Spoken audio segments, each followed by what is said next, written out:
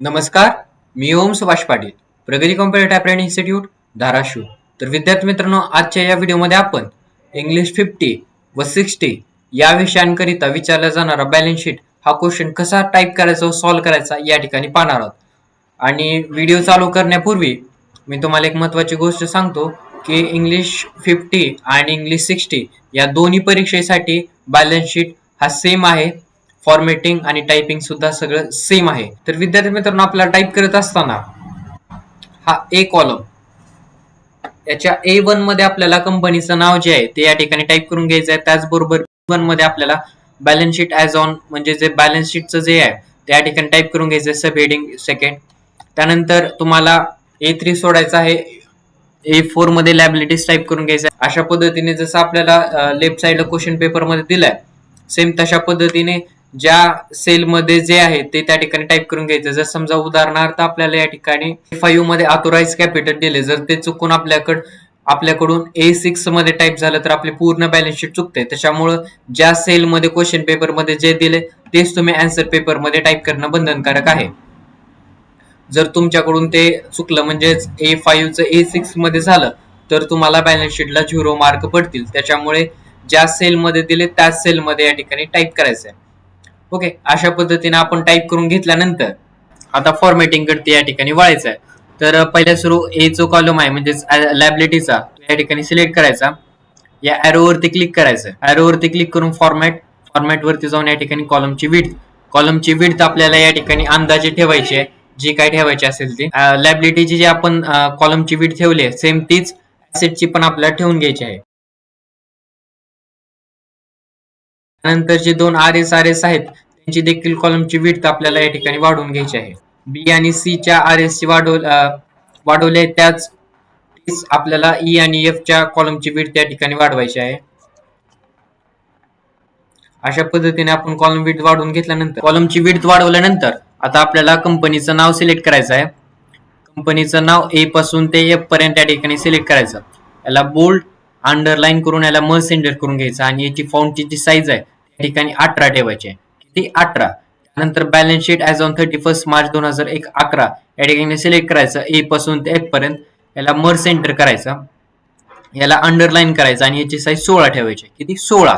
Okay. त्याच्यानंतर liabilities RS asset RS या ठिकाणी सिलेक्ट करायचं, याला बोल्ड करायचं. बोल्ड केल्यानंतर यांना ऑल बॉर्डर ही कमांड अप्लाय करून यांना सेंटर अलाइनमेंट द्यायची. त्यानंतर आता ऑथोराइज कॅपिटलचे टोटलच्या वरती पर्यंत या ठिकाणी आपल्याला सिलेक्ट करायचं. सिलेक्ट केल्यानंतर याला आउटसाइड बॉर्डर द्यायची.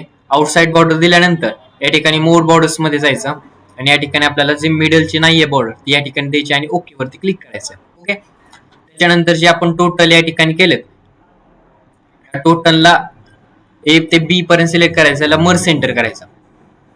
सेम इकडचे आपण डी आणि ई सिलेक्ट करायचं, मर्ज सेंटर करायचं. त्यानंतर हा टोटल सिलेक्ट करायचा आणि याला ऑल बॉर्डर ही कमांड अप्लाय करायची आणि या टोटलला या ठिकाणी बोल्ड करून घ्यायचं. ओके. त्यानंतर आपल्याला काय करायचं, ऑथोराइज कॅपिटल ज्या ठिकाणी ऑथोराइज कॅपिटल अशा पद्धतीने लायबिलिटीला साईडला जर दिलेत जे मेन पॉइंट्स ते त्या ठिकाणी बोल्ड दिसतात तर ते आपल्याला या ठिकाणी बोल्ड करून घ्यायचे. ओके. आणि एका कॉलम मध्ये आपल्याला या ठिकाणी बघू शकतात की 40,000 इक्विटी शेअर जे आहे ते त्याच कॉलम मध्ये त्याच कॉलम मध्ये खालती आले. तर ते घेण्यासाठी आपल्याला या ठिकाणी अलाइनमेंट ऑप्शन मध्ये व्रॅप टेक्स्ट म्हणून एक ऑप्शन आहे, याच्यावरती क्लिक केल्यानंतर तशा पद्धतीने या ठिकाणी होऊन जाईल. व्रॅप टेक्स्ट जो आपला तो या ठिकाणी व्रॅप होऊन जाईल. ज्या ठिकाणी आपल्याला दिसतंय त्या ठिकाणी अशा पद्धतीने व्रॅप करून घ्यायचा. त्याच्यानंतर रिझर्व्ह फंड या ठिकाणी बोल्ड करायचं, बँक लोन बोल्ड करायचं. जे आपल्याला क्वेश्चन पेपर मध्ये बोल्ड दिसते ते सेम या ठिकाणी सगळं बोल्ड करून घ्यायचं. त्यानंतर आपल्याला ज्या ठिकाणी व्हॅल्यूज आहेत त्या व्हॅल्यूच्या खाली एक बॉर्डर दिसते, बॉर्डर या ठिकाणी देऊन घ्यायची. बॉर्डर्स ऑप्शन मध्ये जायचं, या ठिकाणी बॉटम बॉर्डर ज्या ठिकाणी आहेत त्या ठिकाणी आपल्याला अशा पद्धतीने बॉर्डर देऊन घ्यायची आहे. अशा पद्धतीने बॉर्डर देऊन घेतल्यानंतर आता ज्या ठिकाणी आपल्याला क्वेश्चन मार्क दिसतात त्या क्वेश्चन मार्क मधल्या या ठिकाणी आपल्याला व्हॅल्यूज काढायच्या आहेत. तर या ठिकाणी आपल्याला काय सांगितलं, रिझर्व्ह फंड मध्ये प्रॉफिट अँड लॉस 40,000 आहे आणि त्याच्यामध्ये add profit during the year 20,000. हा प्रॉफिट आपल्याला ऍड करायचा. त्याच्यासाठी is equal to sum bracket घ्यायचा. ब्रॅकेटच्या मध्ये या ठिकाणी कर्सर घेऊन या ठिकाणी 40,000 आणि 20,000 ला सिलेक्ट करून एंटर प्रेस करायचा. या दोन्हीची टोटल निघून जाईल. नंतर बँकेचं लोन देखील या ठिकाणी आपल्याला टोटल करायचे आहे. त्याच्यामुळे या ठिकाणी 11,000 आणि 10,000 सिलेक्ट करून या ठिकाणी एंटर. नंतर आता आपल्याला टोटलची पण व्हॅल्यू या ठिकाणी काढायची आहे.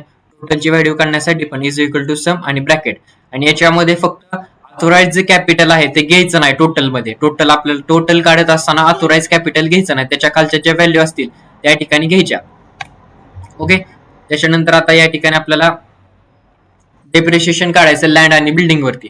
डेप्रिशिएशन काढत असताना त्याचं एक सूत्र आहे, त्याचं सूत्र आहे इज इक्वल टू घ्यायचं. त्याच्यानंतर हे E6 हा कॉलम सिलेक्ट करायचा. E6 सिलेक्ट केल्यानंतर शिफ्ट दाबून 8 दाबायचं, म्हणजे आपल्याला काय होईल, चिन्ह येईल. चिन्ह आल्यानंतर या ठिकाणी आपल्याला किती टक्के डेप्रिशिएशन करायला सांगितले, 10%. तर 10 घ्यायचं आणि पर्सेंटेजचं चिन्ह या ठिकाणी घ्यायचं आणि एंटर प्रेस करायचं. या ठिकाणी डेप्रिशिएशन निघून जाईल. ओके, कधी पण तुम्हाला जे गुणाकाराचं जे चिन्ह आहे शिफ्ट दाबून 8 वरती घ्यायचं आहे. या ठिकाणी नंपॅड जो होता आपल्या त्याच्यावरून घ्यायचा नाहीये. ओके, त्यानंतर आता मायनस करण्यासाठी इज इक्वल टू हे करायचं. त्याच्यानंतर या ठिकाणी तुम्हाला E6 सिलेक्ट करायचं, नंतर मायनसचं चिन्ह घ्यायचं. मायनसचं चिन्ह घेतल्यानंतर या ठिकाणी 4000 सिलेक्ट करायचं आणि एंटर प्रेस करायचं. त्याची व्हॅल्यू या ठिकाणी डेप्रिशिएशन होऊन निघेल. आता आपल्याला प्लांट अँड मशिनरी पण या ठिकाणी डेप्रिशिएशन काढायचं, त्यावरती 10%. तर मग सारखं सेम इज इक्वल टू चिन्ह घ्यायचं, या ठिकाणी वरती या ठिकाणी क्लिक करायचं, म्हणजेच आपल्या 55,000 वरती या ठिकाणी क्लिक करायचं. शिफ्ट दाबून 8 दाबायचं, गुणाकाराचं चिन्ह येईल. त्यानंतर 10 आणि पर्सेंटेजचं चिन्ह घ्यायचं आणि एंटर प्रेस करायचं. त्यानंतर इज इक्वल टू या ठिकाणी 55,000 सिलेक्ट करायचं, मायनसचं चिन्ह 5,500 या ठिकाणी सिलेक्ट करायचं, एंटर प्रेस करायचं. ओके, त्याच्यानंतर आता करंट ऍसेट्स, आपल्या करंट ऍसेट्स आणि डेटर्स, बिल्स रिसिवेबल आणि कॅश इन हँड आहेत. तर ह्याची या ठिकाणी आपल्याला टोटल करायची. ह्या ज्या व्हॅल्यू आहेत या ठिकाणी सिलेक्ट करायची किंवा टाईप करून जर घेतलं तुम्ही तरी चालतंय, एंटर प्रेस करायचं. ओके, त्याच्यानंतर सेम जसं आपण टोटल काढलं त्या तशा पद्धतीने या ठिकाणी आपल्याला टोटल काढून घ्यायची आहे.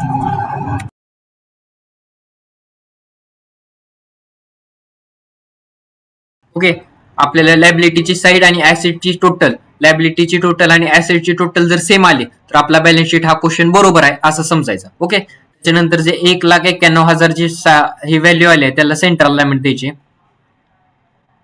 सेंटर अलाइनमेंट देऊन या ठिकाणी बॉर्डर्स ऑप्शन मध्ये जायचं आणि याला थिंक बॉटम बॉर्डर द्यायचे. म्हणजेच लायबिलिटीच्या पण टोटलला थिंक बॉटम बॉर्डर आणि ऍसेटच्या पण टोटलला थिंक बॉटम द्यायचे आहे. आणि त्याचबरोबर मगाशी आपलं राहिलं ऑथोराइज कॅपिटल जो आहे, याच्या पण ऑथोराइज कॅपिटलला पण या ठिकाणी आपल्याला थिंक बॉर्डर घ्यायचे आहे. कशी माझ्याकडून राहून गेलं, पण आपल्याला ऑथोराइज कॅपिटलचं जे आहे त्याला बॉटम बॉर्डर नाही घ्यायची, त्याला थिंक बॉटम बॉर्डर घ्यायचे. ओके, त्याच्यानंतर जे लायबिलिटीची साईड आहे यांना सिलेक्ट करायचं, यांना आपल्याला राईट अलाइनमेंट द्यायची, आणि RSC ची साईड आहे त्यांना आपल्याला राईट अलाइनमेंट द्यायची. ओके, ऍसेटच्या साईडला या ठिकाणी लेफ्ट अलाइनमेंट द्यायची आणि RSच्या साईडला या ठिकाणी राईट अलाइनमेंट देऊन घ्यायची. त्यानंतर पूर्ण या ठिकाणी सिलेक्ट करून घ्यायचंय, कंपनीच्या नावापासून ते त्याच्या एंडिंग पर्यंत या ठिकाणी सिलेक्ट करायचं. सिलेक्ट केल्यानंतर याला मिडल अलाइनमेंट द्यायचे. आपला क्वेश्चन या ठिकाणी संपला. जर विद्यार्थी तुम्हाला हा माझा व्हिडिओ आवडला असेल तर लाईक करा, तुमच्या मित्रांमध्ये शेअर करा आणि चॅनलला सबस्क्राईब करून बेल नोटिफिकेशन ऑल वर सेट करा.